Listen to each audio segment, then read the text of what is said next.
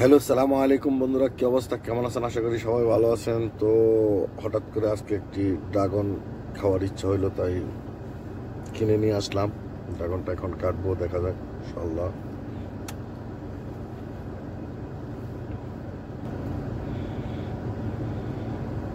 ড্রাগনটা খুবই সুন্দর। আদাম এদেশে বলে এটা আপনার ড্রাগন ড্রাগন আবিয়াত, এটাকে বলে আবিয়াত ফ্রুট। এটা একটা ফ্রুট বাংলাদেশের এখন অ্যাভেলেবেল পাওয়া যাচ্ছে। তো এটা মূলত আমাদের বাংলাদেশে এটাকে আপনার করছে, এটার ভিতরে মেডিসিন দিয়া এখন এটা বড় করছে। লাল, খুব সেই লাল, মানে দেখতে সেই লাল। আর এটা হচ্ছে আপনার সাদা, এটা হচ্ছে সাদা, দেশে বলে আবিয়াত। আর হচ্ছে লাল, লালকে বলে আহমার বলে লালকে। তো সাদাটা আমি নিলাম, লালটা নিলাম না। দেখি এটা কি অবস্থা, একটু কাটছি, যখন খেয়ে দেখি কি অবস্থা। তাহলে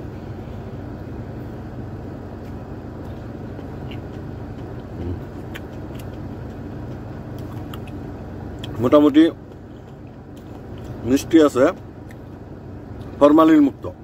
এটা হলো ফরমালিন মুক্ত ড্রাগন, খুবই সুস্বাদু। এবং ফরমালিন যেগুলা দেয় আপনার, এগুলা মিষ্টিও লাগে না, মানে কিরকম আর ক্ষতিকর ক্ষতিকর কিন্তু এটার মধ্যে কোনো ক্ষতিকর নেই ইনশাআল্লাহ। এটা একদম টাটকা ফল।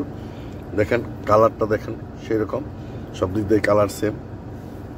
তো খুবই ভালো আছে ড্রাগনটা।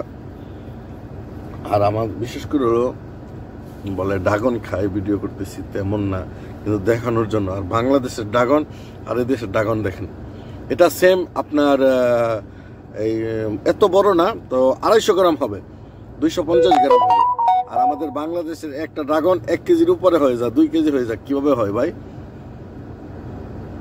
মেডিসিন ছাড়া হয়?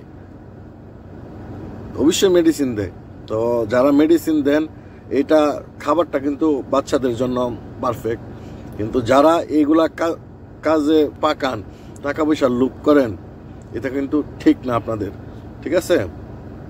ধরা এখন খাবেন না, যেদিন ধরা খাবেন সব যাবে। তো ইনশাআল্লাহ আসলেই তো দুর্নীতি ভরা বাংলাদেশে।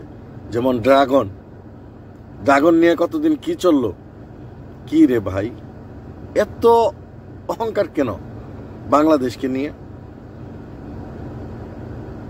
তো রেজাকাল্লাহ খায়ের যাই হোক, তো ভালো থাকবেন সবাই। তো আর কি বলবো, বলার মতো কিছু নাই। যারা লোভ করেন তাদের জন্য, তো লোভে পাপ, পাপে মৃত্যু। তো কত দেখাবেন আপনারা, এই রাজার হালে চলতে থাকেন। আমি বিশেষ করে মনে করি আপনারা তো একদম মৃত্যু হবে, মরতে হবে। আজকে মরেন, কালকে মরেন, পরশু মরেন, মরতে হবে। ওই মরার পরে আল্লাহ তাআলা আপনি কি করছেন না করছেন সব বিচার ইনশাআল্লাহ নিবে। তো যারা মুসলিম 5 ওয়াক্ত নামাজ পড়বেন, আল্লাহর কাছে দোয়া করবেন, আল্লাহ তাআলা যেন হেফাজতে রাখেন। আর বিশেষ করে একটা মেসেজ দিতে চাই, তো যারা প্রবাসে আছেন সবাই, সবার জন্য দোয়া করবেন।